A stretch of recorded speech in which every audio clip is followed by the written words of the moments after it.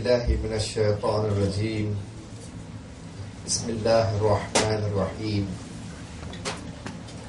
الحمد لله الذي ليس لأوليته ابتداء ولا لأزليته انقضاء، وانحسرت الأوصاف عن كنه معرفته وردعت عظمته العقول، والذي لا تواري عنه سماء ولا أرض أرضا. ثم الصلاة والسلام والتحية والإكرام على سيد الأضحى سيد المرسلين والأنبياء أبي القاسم محمد المصطفى. اللهم صل على محمد وآل محمد وعلى الجوهرة القدسية البتول العذراء سيدة النساء فاطمة الزهراء، وعلى بعلها أمير المؤمنين وبنيها الذين أذهب الله عنهم الرجس وطهرهم تطهيرا. اللهم صل على محمد وآل محمد لا سيما على بقية الله وحجته الكبرى الذي بيمنه رزق الورى وبوجوده ثبتت الأرض والسماء، ولولاه لصاخت الأرض بأهلها.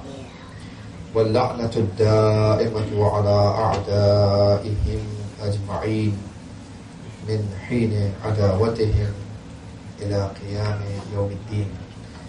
أما بعد، فقد قال الله تبارك وتعالى في كتابه الكريم: بسم الله الرحمن الرحيم، والعصر إن الإنسان لفي خسر إلا الذين آمنوا وعملوا الصالحات وتواصوا بالحق وتواصوا بالصبر. صلوات. اللهم صل على محمد وآل محمد وعجل فرجه. We recite one Surah Al-Fatiha and 3 times Surah Al-Ikhlas for the soul of the marhum.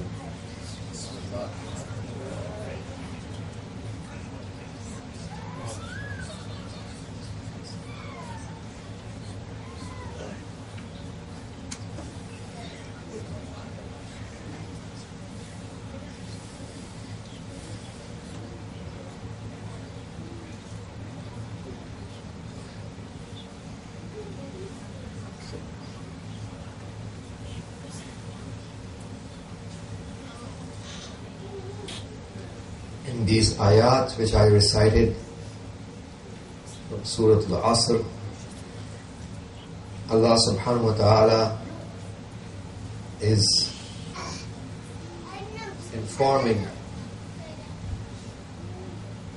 the fact that the entire humanity is at loss. Innal insana lafi khusr. So we learn in the light of this verse that all the human beings are losers. إِلَّا الَّذِينَ آمَنُوا. Now the verse starts to make exceptions. And here Allah subhanahu wa ta'ala has mentioned 4 exceptions. The first is about the iman. إِلَّا الَّذِينَ آمَنُوا. Except those who have iman. وَعَمِلُوا الصَّالِحَاتِ. And the ones who perform the salihat and good deeds. وَتَوَاصَوْا بِالْحَقِّ. And they advised each other about haqq. And at the end Allah says وَتَوَاصَوْا بِالصَّبْرِ. And they advised each other about patience. So, this is where our scholars of akhlaq and the scholars of tafsir of Quran emphasize on tahdhibun nafs, purification of our souls. Because what happens is that if these attributes are not found and the person is obeying his own desires and hawa nafs, our sins lead us to a level that a person has total dhulmat and darkness inside the qalb. On the other hand, if we protect our iman and certify the presence of iman with the salihat and good deeds, as a matter of fact, iman cannot be certified without the salihat. If the salihat and good deeds are not there, our claim of iman is unacceptable. So we have to certify our iman with the presence of the salihat and good deeds and advise each other about the sabr and haqq. A person who purifies his soul through these four attributes reaches a level where he becomes more honorable in the eyes of Allah than a close angel of God. إِنَّ الْمُؤْمِنَ أَعْظَمُ حُرْمَةً مِنَ الْمَلَكِ الْمُقَرَّبِ. Certainly a mu'min is more honorable than a close angel of Allah. Not an ordinary angel, close angels who are the highest, muqarrabeen. And if we fail to purify our qalb, our soul, fail to perform the tahdib al-nafs, the destiny is already mentioned in the ayat of Quran in Surah al-Asr. Isn't it right? That in the insana lafi khusr, we are in the loss. And the loss, our scholars of akhlaq say, causes four things. When we are at loss, that means A, it deprives us from the izzat. Anyone who is a loser in his life loses his respect on the Day of Judgment. He is not going to be honored. This is a very, very big thing. Don't underestimate the importance of izzat and respect. Because izzat and respect is something that even a mushrik, even a kafir, a mulhid, even a person who has nothing to do with Allah, an agnostic, would not tolerate. Even in the life of this world which is temporary, not just in the life of that world which is eternal, even in the life of this world which is temporary, even a disbeliever would not agree to get insulted. You cannot find any human being who is sane who would agree to get insulted and humiliated. And one of those 100 plus names of the Day of Judgment is Yawmul Khizy. Is it right? Khizy means humiliation, disquiet, insult. Day of Judgment is day of insult, where people get humiliated. Obviously, their sins are now exposed to everyone. All of the people are there, all the angels are there, all the jinns are there, isn't it right? In front of everyone, our relatives, our parents, our brothers, our sisters, our wives, our children, isn't it right? Everyone is there, and a person gets insulted in front of billions of humans and all the angels. It's a very huge thing. So, one of the things that scholars have mentioned in the tafsir, يَوْمَ تُبَدَّلُ الْأَرْضُ غَيْرَ الْأَرْضِ. On the Day of Judgment, the earth is going to be converted into other than earth. So the land, in the tafsir of that ayat, the scholars have said, the earth will be converted into a flat surface. No mountains, no hills, nothing. What happens when the surface is flat? First of all, you cannot run away. Second of all, you cannot hide. Isn't it right? So when the insult is happening, humiliation is happening, because you cannot run away. You are what you are. You cannot run away. You cannot hide behind any valley or any ditch or any mountain or hill.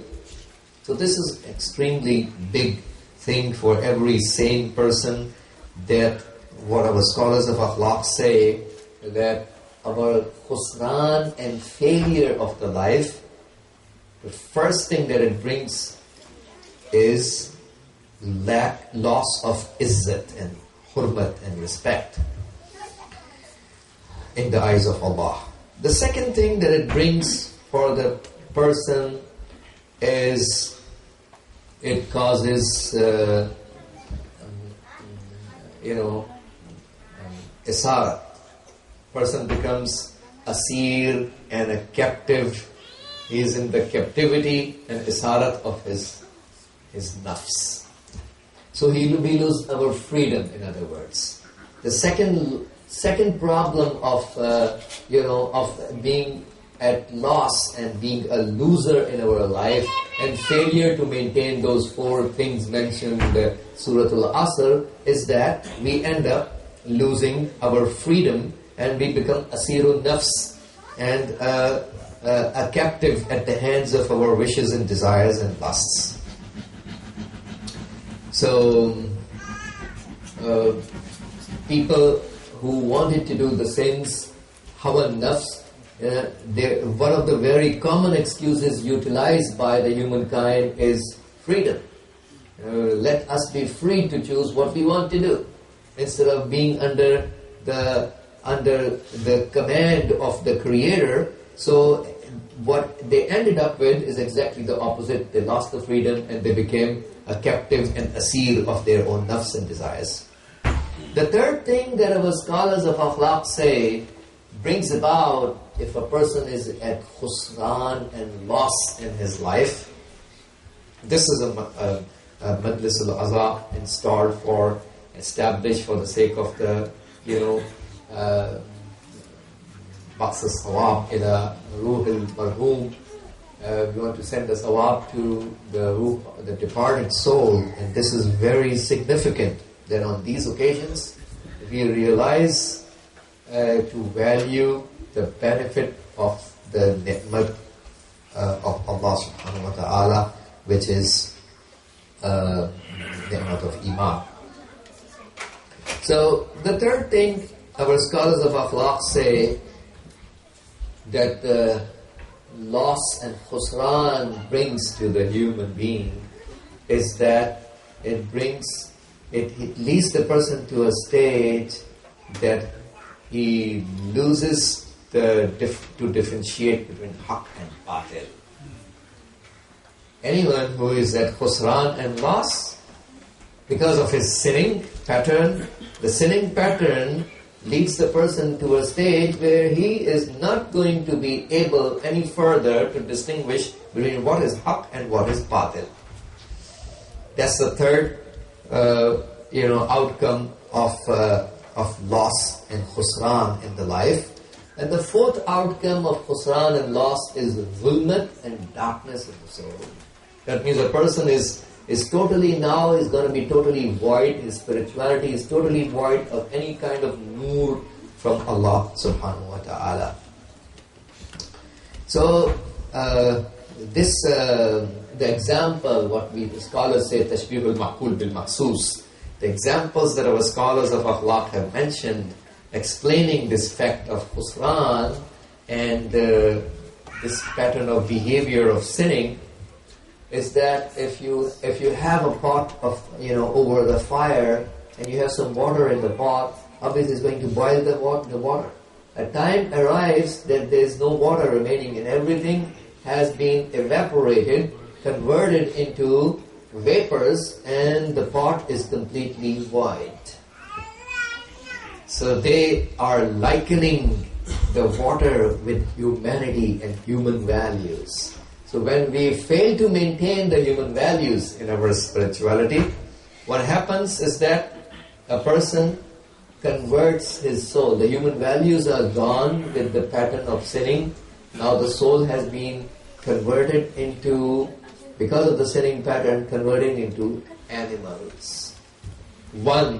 At least one form of an animal. This is why you find This is maybe one of the reasons you find in those riwayat, there tashbih mentioned, likening of the humans in their surat and forms in the form of different animals when they are resurrected.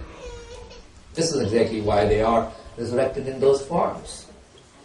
Because we fail to maintain those 4 attributes mentioned in Surah al-Asr. So if we fail to maintain those 4 things, then we are at loss, and this is what's going to happen at the end. So, فَالسُّورَةُ سُورَةُ إِنسَانٍ وَالْقَلْبُ قَلْبُ حَيْوَانٍ. So now the face of this kind of existence seemingly he's a human, apparently from his existence and face, but from the inside he's not a human. Instead, it's animalistic, it's a beastly existence. So this is what you find that our existences on the Day of Judgment as we get resurrected. Our whole existence reveals who we are. Because the kind of sins that a person used to perform is in sync with one of those animals out there. We made our inner self resemble to one of those animals, and now we are resurrected tomorrow, God forbid, in the form of that, in the shape and form of that animal. So anyone who can look at us would recognize what sort of actions this guy used to perform. Isn't it right? So there is no room for the question to be asked on the Day of Judgment. يَوْمَئِذٍ لَا يُسْأَلُ عَنْ ذَنْبِهِ إِنسٌ وَلَا جَانٌ.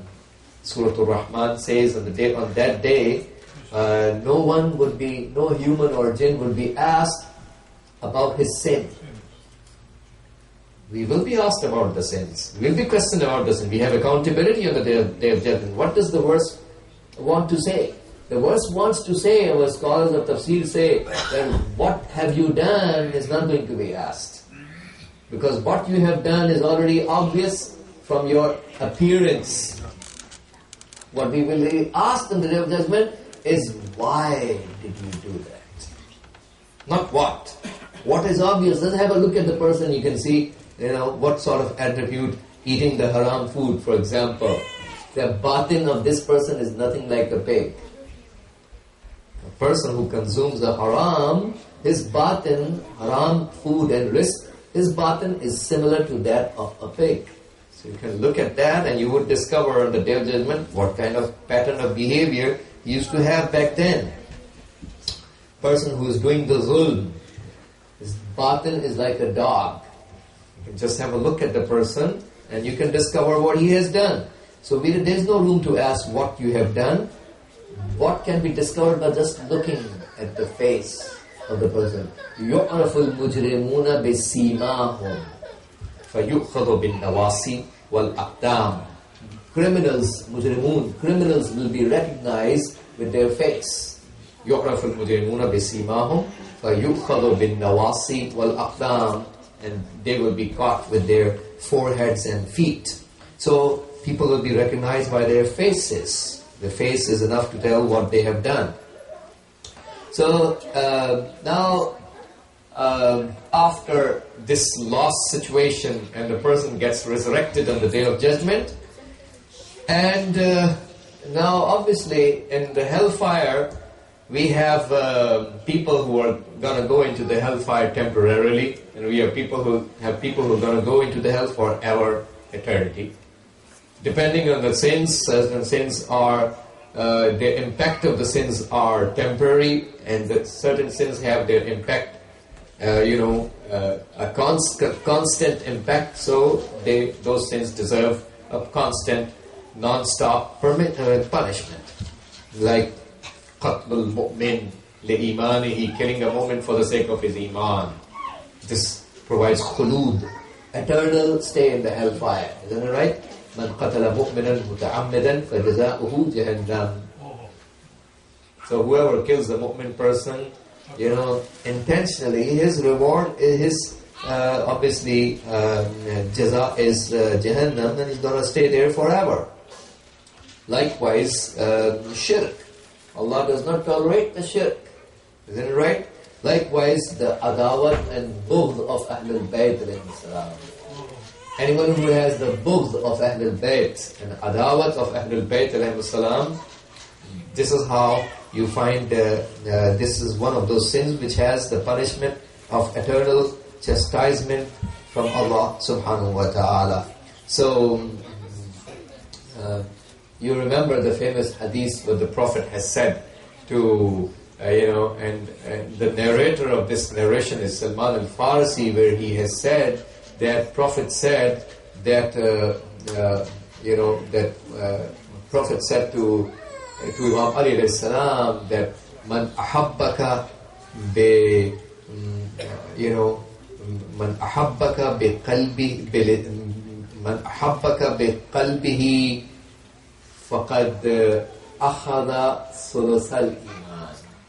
Whoever loved you with his heart, that means heart only, not with his lisan, not orally defending the walayat of Imam alayhi salam. The person is weak at his soul.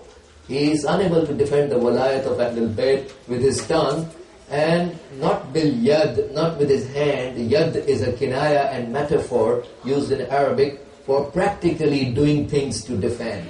So not with the yad, not with the hand, not practically defending the walayat, nor orally defending the walayat of Imam Ali alayhi salam. Isn't it right? But at least the person has the belief of the walayat in the heart. So he has the walayat in the qalb. So if a person has the walayat of Amir Mu'minin alayhi salam in the qalb, faqad akhadha sulusal iman. He took 1/3 of the iman. 1/3 of the iman relates to believing in the walayat of Imam Ali alayhi salam.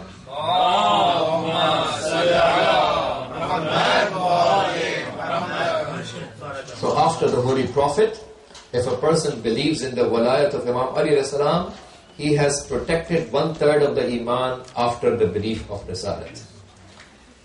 And وَمَنْ أَحَبَّكَ بِقَلْبِهِ وَلِسَانِهِ. Then Prophet said to Imam Ali, whoever loved you with his heart and his tongue, فَقَدْ أَخَذَ سُلُسَيِ الْإِيمَانِ. He has gathered, he has achieved 2/3 of the iman. And وَمَنْ حَبَّكَ بِقَلْبِهِ وَلِسَانِهِ وَيَدِهِ.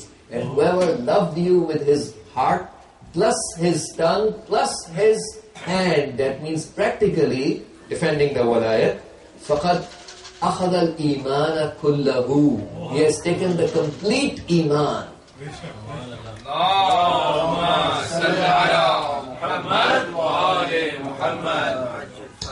And then at the end, the Holy Prophet sallallahu alayhi wa sallam says that لو أحبك أهل الأرض كما يحبك أهل السماء. If the people of earth loved you the way the dwellers of heaven love you, ما عذب أحد منهم بالنار. Allah would not have punished any one of them in the hell. So it's very obvious. It's very obvious in the light of this hadith that Jahannam is a place which is custom created for those who have the enmity towards the walayat of Imam Ali and his supremacy. So we find that for some people it's an eternal punishment, and for some people it's a temporary punishment. Ya man sabaqat rahmatuhu ghadabahu. O you whose rahmat is sabiq, takes a lead over his ghadab and anger and wrath. In the tafsir of this sentence, we have at least two call and two statements from our scholars. One of the call in the tafsir says that this means that, O you who punishes the people after sending the prophets. So Allah subhanahu wa ta'ala first sends the prophets for the hidayat and guidance, and if the people don't honor the teachings of the prophet and deny those teachings, that's where Allah subhanahu wa ta'ala punishes them. That's the meaning of his rahmat being sabit, taking a lead over his ghadab and anger. That's the first tafsir. And the second tafsir, Ya man sabaqat rahmatuhu ghadabahu. O you whose rahmat is taking a lead over his wrath. The second tafsir says that Allah subhanahu wa ta'ala He sends those whom He is sending into the hellfire because of His rahmat. So it's actually His rahmat which is causing Allah to provide His ghadab over those people. So He is doing the ghadab because of His rahmat. Because, you see, the Jahannam, the hellfire is a place that when the sins are such that once we die, it cannot be cleaned. The soul is such an existence which cannot be cleaned up except through the fire. So the only way for Allah to clean the soul, is to the fire. Now it's the rahmat and mercy of Allah that He sends the people to the hell, He provides His ghadab and wrath to the people so that they end up getting cleaned up through the hellfire. So their cleaning process requires them to be sent to the hell. And the only other way for them to get cleaned up is obviously if they deserve the shafa'at and the rahmat and the fadl and extra mercy of Allah subhanahu wa ta'ala. Please say salawat.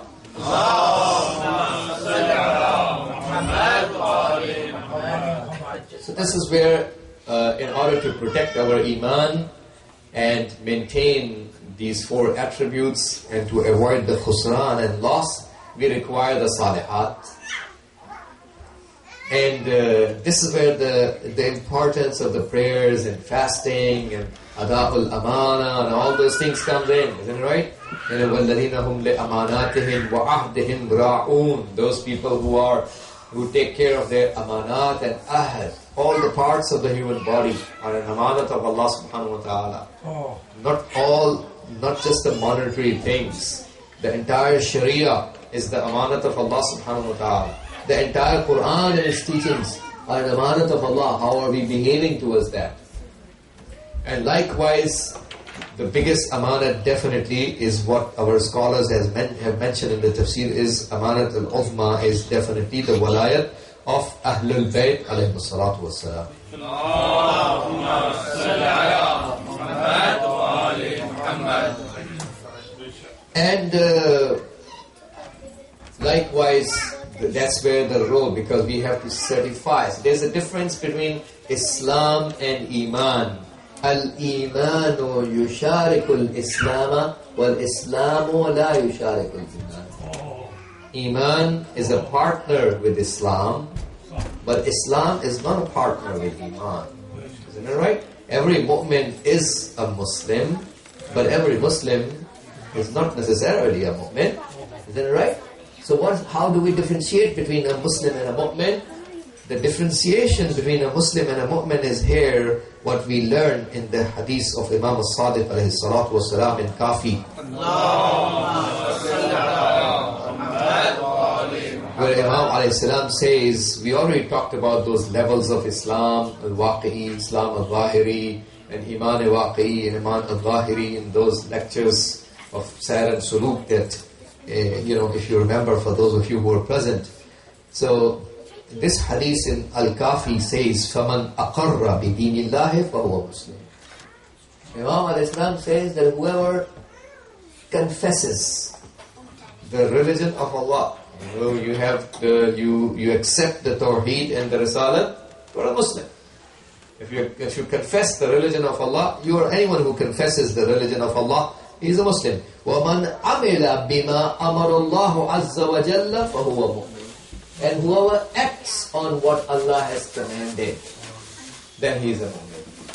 So, al-imanu aqdun bil-qalb wa iqrarun bil-lisan wa amalun bil-arkan.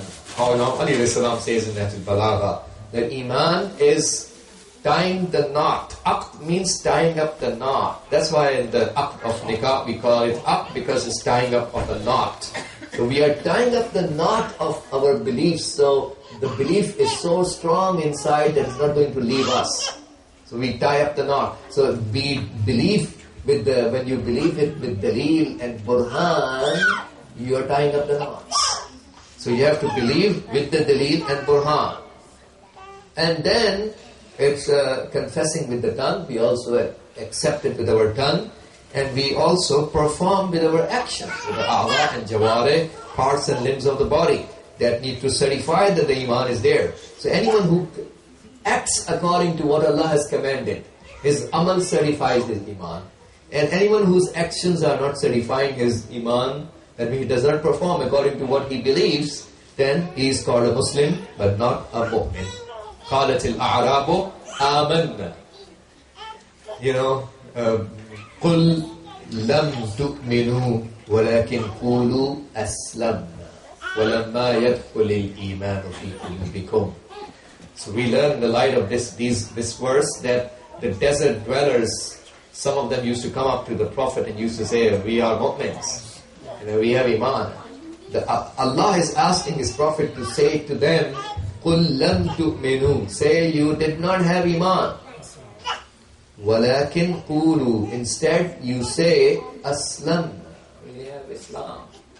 وَلَمَّا يَدْخُلِ الْإِيمَانُ فِي قُلُوبِكُمْ, iman still did not enter into your hearts. So we need to act upon things, start obeying the commands of the Prophet and Ahlul Bayt, obeying the commands, and that's where we certify the existence of iman. So this is where the role of salihat comes in. وَالَّذِينَ آمَنُوا إِلَّا الَّذِينَ آمَنُوا وَعَمِلُوا الصَّالِحَاتِ. Salihat are the ones that verify the existence of iman. Please say salawat.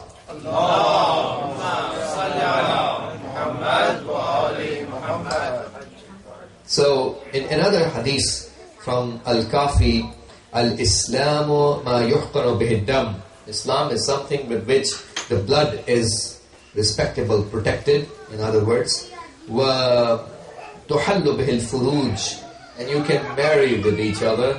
You don't marry with kuffar, we don't marry with kafirs or mushriks, isn't it right?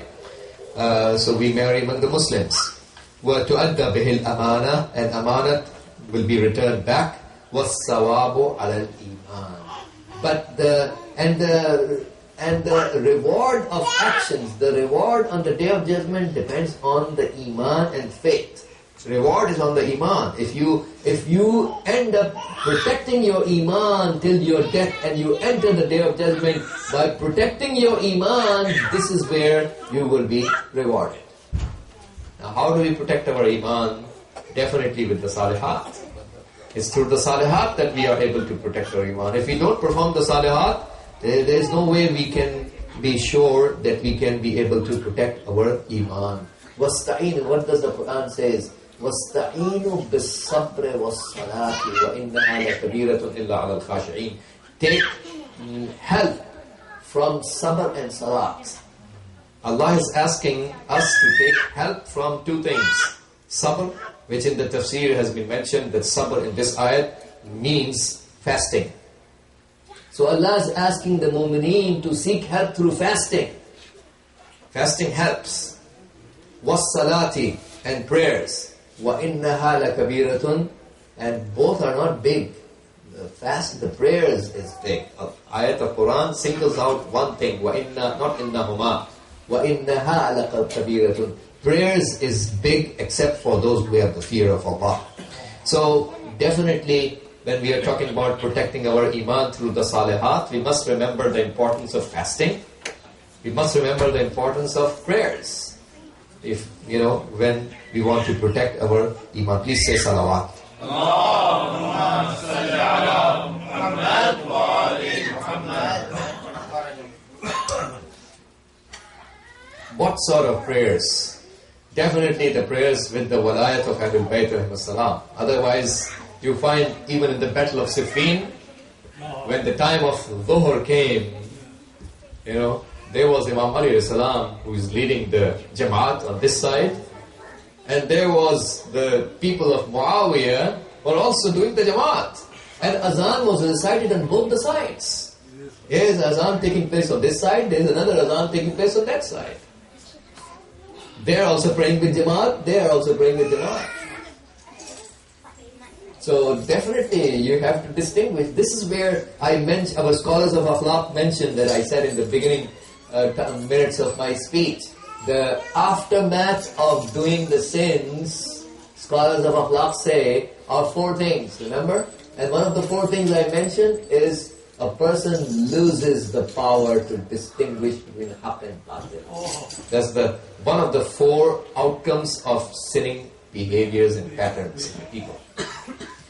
These people have been doing so much sins against Islam, against Allah subhanahu wa ta'ala, that now they could not distinguish between haqq and batil. And a time came that Imam Ali even stopped the battle. Isn't it right?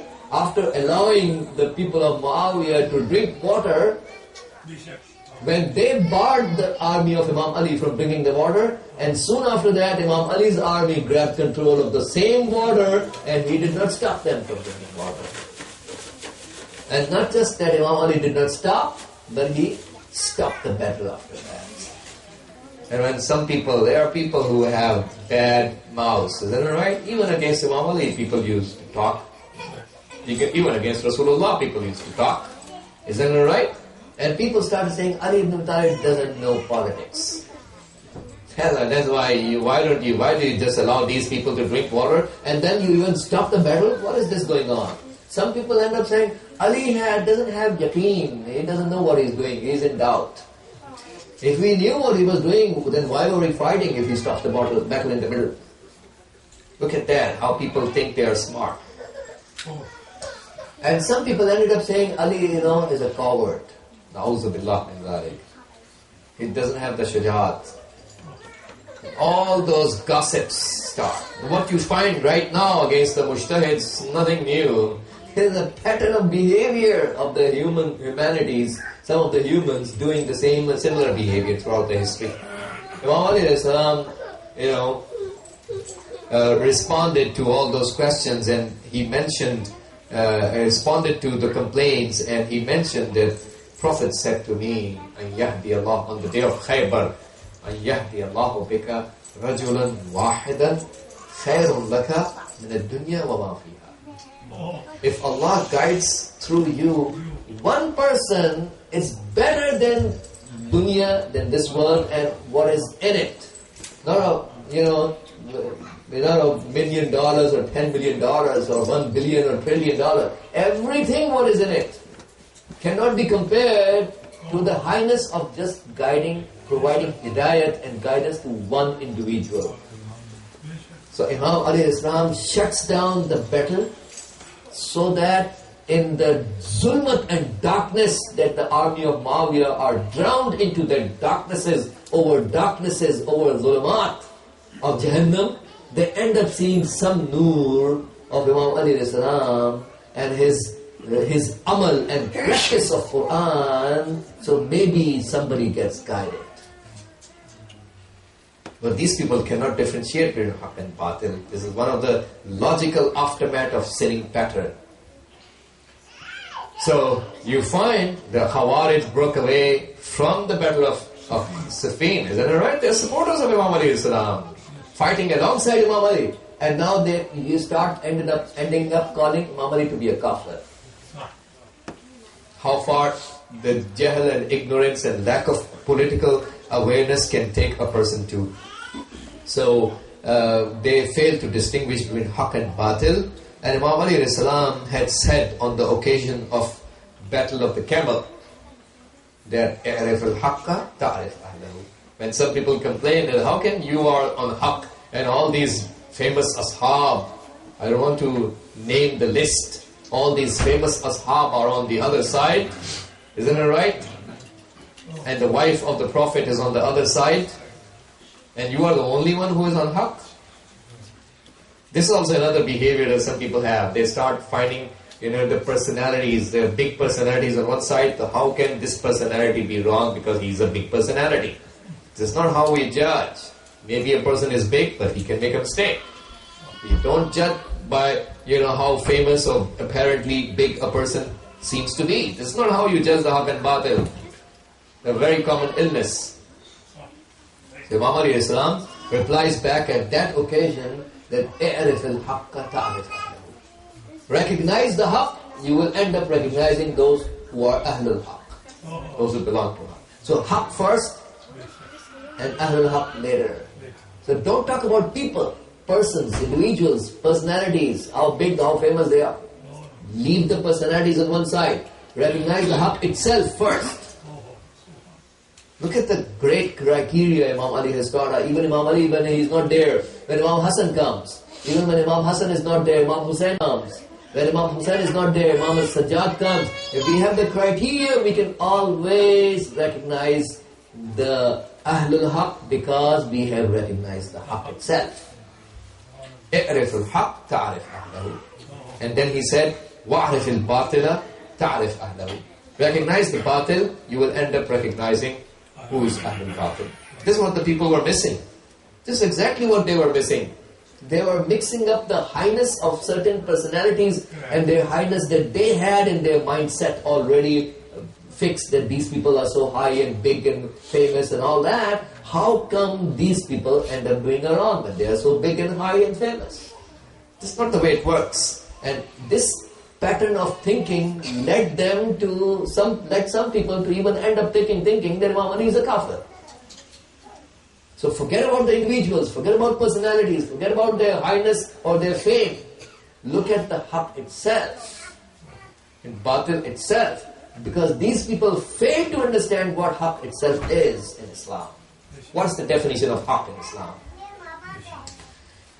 So now when they fail to understand, you end up Muawiyah starting the la'nat and curse over Imam Ali salam from 80,000 members.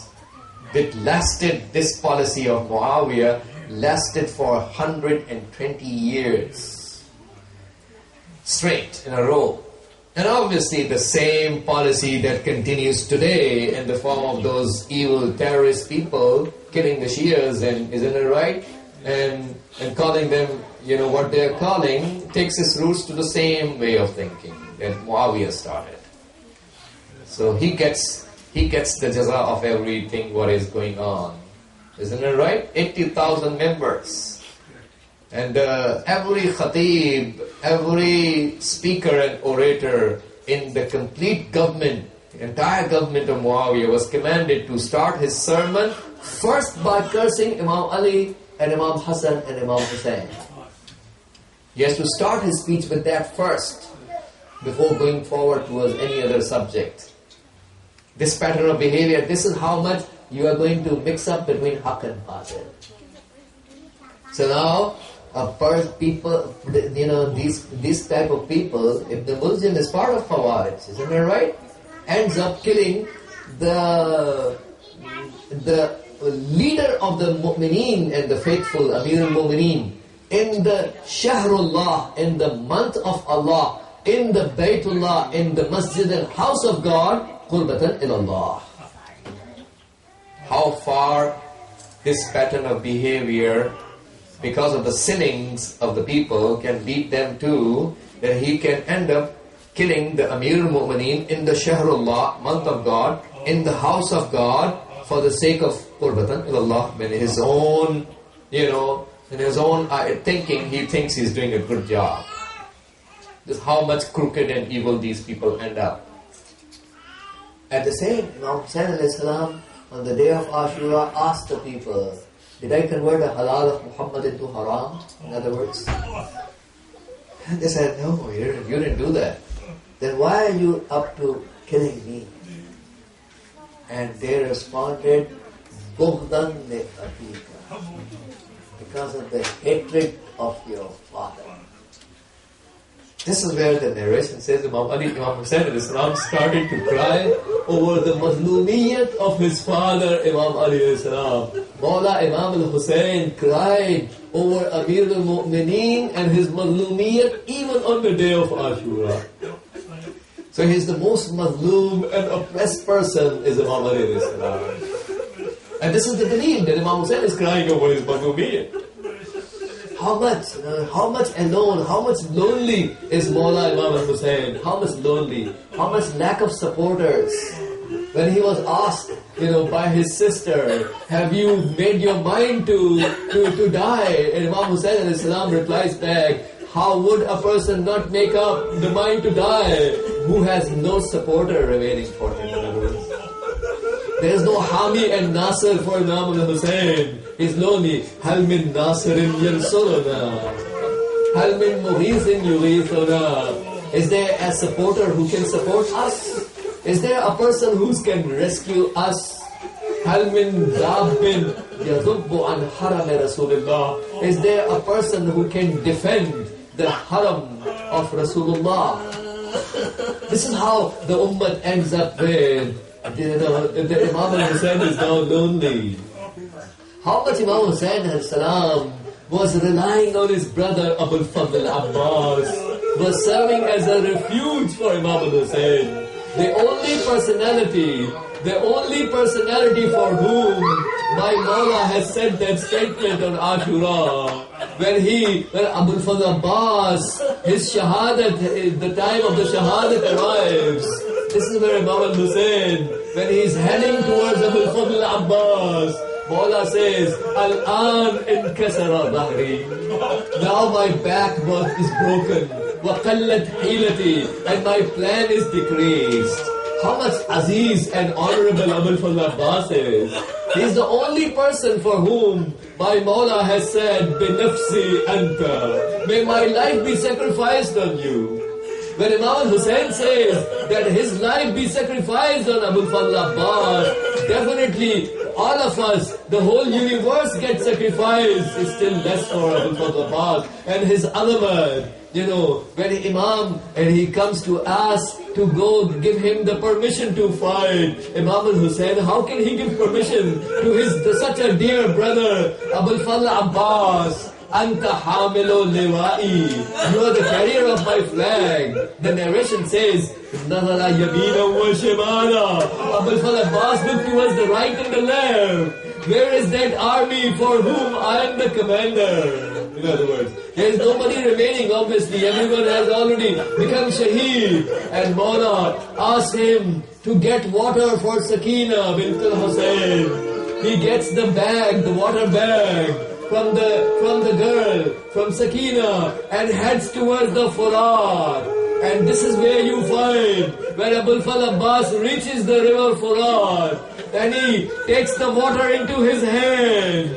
And he thinks about, the narration says, he thinks about the thirst of Sakina.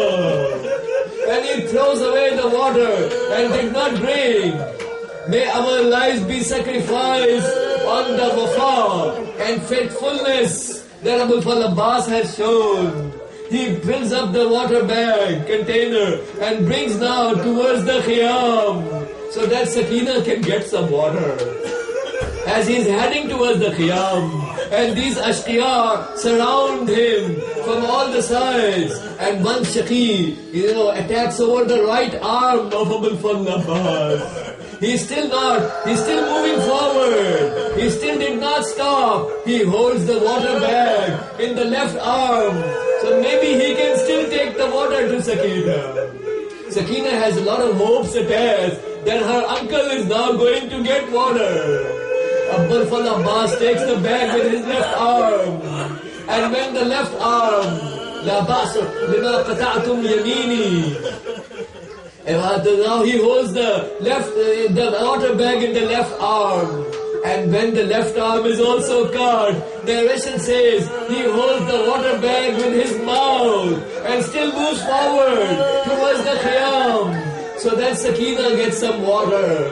And now, when Harmal, he throws the arrow towards the water bag and the water falls down. This is where Abul Fadl Abbas stops.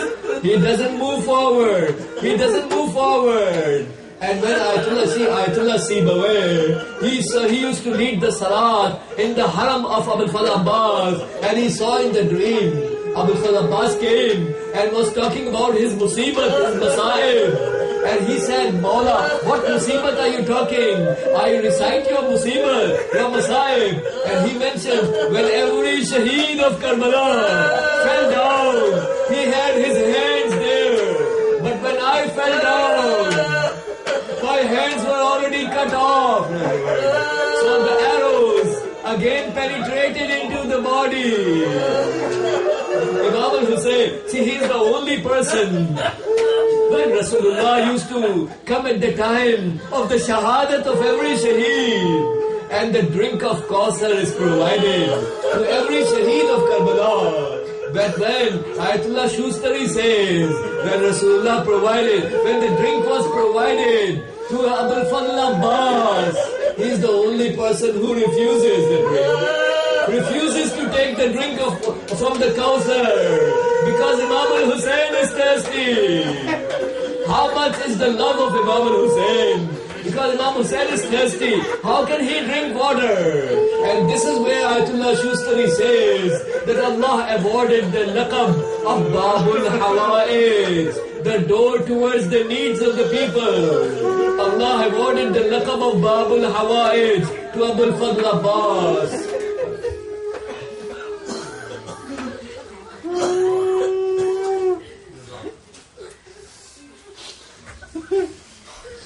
ألا لعنة الله على القوم الظالمين